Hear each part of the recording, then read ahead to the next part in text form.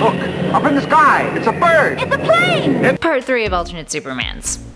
Yep.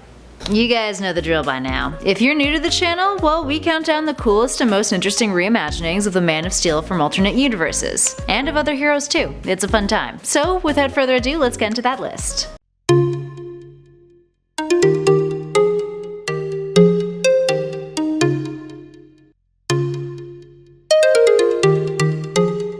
And at number 10 is Earth 18, Saganawa Anna, aka Super Chief. Probably pronounced that wrong. So Super Chief is a bison-headed Native American hero, and is an analog of Superman's character on this Earth based off of the Justice Riders comic. So what makes this Earth special? Well, it's perpetual steampunk Wild West. With its culture and technology frozen in a late 19th century state, it has things like a telegraph internet, and a bunch of other really interesting steampunk inventions. So not a ton is known about Super Chief's full story, but he is flanked by the likes of other alternate versions, such as Batlash, Madame 44, and El Diablo. Up next, number 9 is Captain Carrot and his amazing zoo crew. What would our alternate Superman series be without a mention of Captain Carrot and his amazing zoo crew? The one you guys always like to poke fun at. And fair enough, it's quite ridiculous. So if you're unfamiliar, this one comes to us from Earth C-, or rather Earth 26, a parallel Earth that is populated by super adorable and comical animal superheroes, who are members of the superhero team Just a Lot of Animals, aka the JLA.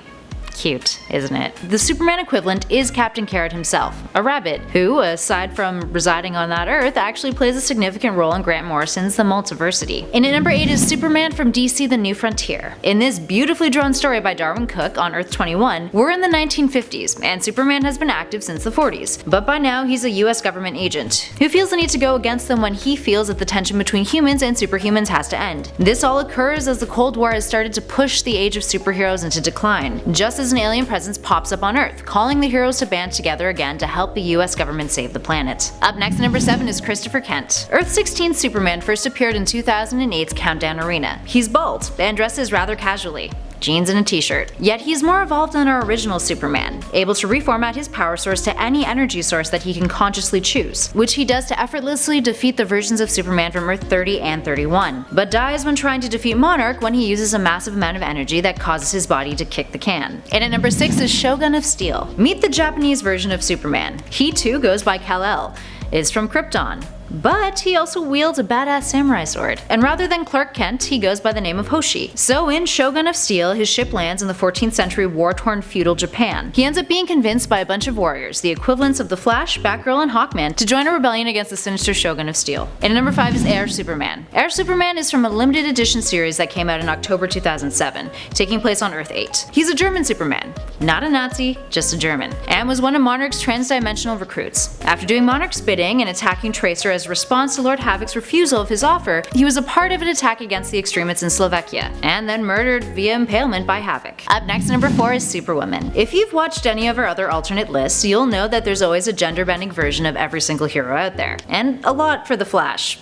Not entirely sure how that happened, but cool nonetheless. Anyway, meet Superwoman, from the gender-reversed Earth 11. She's pretty similar to the main timeline Superman. Earth's greatest hero, is good pals and allies with Batwoman, and shares the same abilities. Up next, number 3 is Super Demon. Gotta love the amalgams. So here we have Super Demon, but he also goes by Etrigan, and is the amalgamation of, you guessed it, the Man of Steel and Etrigan the Demon. He leads the League of Shadows on this world, which is essentially the magical version of Earth, Earth 13, and is home to a lot of other really cool characters who are all basically wizards. He's from the planet Camelot, fights evil in Merlin's name, and fights vampires. He's also got a few additional tricks. He's bonded to a mortal vessel that allows him to take on the appearance of a normal human being, he can recite a magical verse to summon a powerful burst of hellfire, and he has fire breath, which is pretty damn cool. Or hot, rather. And at number 2 is the Superman. Getting a little historical here, let's take a look back at one of the early incarnations of the character. Back when Siegel and Schuster were just starting out and decided to give comics a try, they had self-published a book they called Popular Comics, and in it was an early version of Superman that, while heroic, had no actual powers. Made sometime in 1933, this Superman dressed casually, and was often compared to Slam Bradley, another character that they would create in 1936. It was rejected multiple times, so much so that Siegel almost tried to ditch Schuster for a more reputable artist, which caused Shuster to burn the Superman in retaliation, destroying this version of Superman entirely, minus the cover. And finally in number 1 is The Reign of Superman. Here we have the Superman who started it all. Back in 1933, Jerry Siegel wrote a short story that was illustrated by his friend and also classmate Joe Shuster. Not only was it the start to a brilliant friendship and partnership, but it also gave way to the origins of Superman. This Superman, though, is quite nefarious. He uses an experimental drug to get psychic powers that are incredibly powerful and uses it for selfish and profitable reasons. Now, this was self-published in Siegel's fanzine Science Fiction, which didn't do all too well at the time, but it gave way for the inspiration needed to develop another character called Superman shortly afterwards, this time in the form of the comic strip, aka our number 2 spot, who would then evolve later on into the character that first appeared in 1938 on Action Comics number 1. There we have it, guys. 10 more alternate versions of Superman. So, thoughts, feelings, who is your favorite, who is your least favorite? Let us know in those comments below, and give us a shout about who or what you think we should do a list on next. But for now, I've been Kelly Pally for Top 10 Nerd, and I'll catch you guys in the next one.